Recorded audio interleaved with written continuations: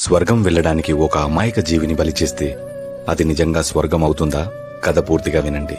మహాభారత యుద్ధం ముగిసింది. పాండవులు రాజ్యాన్ని త్యజించారు. ఇక కోటలు లేవు, సైన్యాలు లేవు.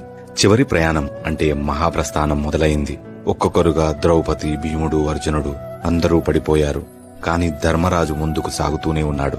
ఆయనతో పాటు ఒక శునకం ఆయనని అనుసరిస్తుంది. ఎలాంటి భయం లేకుండా ఒక తోడులా, నీడలా ఆ జీవి నిశ్శబ్దంగా ఆయన వెంట నడుస్తుంది. వారు స్వర్గద్వారం దగ్గరికి రాగానే దేవేంద్రుడు బయటికి వచ్చి, రాజా, మీరు స్వర్గంలోకి ప్రవేశించండి, కాని ఈ జీవిని ఇక్కడే వదిలేయండి అని అన్నాడు. నా కష్టకాలంలో నాతో చివరి వరకు నన్ను వదిలిపెట్టకుండా తోడు నిలిచిన జీవిని వదలడం అధర్మం. అలాంటి స్వర్గం నాకు అవసరం లేదు అని అన్నాడు. వెంటనే ఆ కుక్క తన రూపం మార్చుకుని సాక్షాత్తు పరమేశ్వరుల్లా అవతరించి, రాజా, నువ్వు స్వర్గాన్ని కాదు, ధర్మాన్ని ఎంచుకున్నావు. ఎక్కడైతే కరుణ ఉంటుందో అక్కడే శివతత్వం ఉంటుంది. జంతువుల్ని ప్రేమించడం అంటే ఈ జటాధరుణ్ణి సేవించడమే. పక్షుల్ని, పశువుల్ని, ప్రకృతిని ఆదరిస్తే పరమేశ్వరుని కటాక్షం లభించినట్లే అని అంటాడు.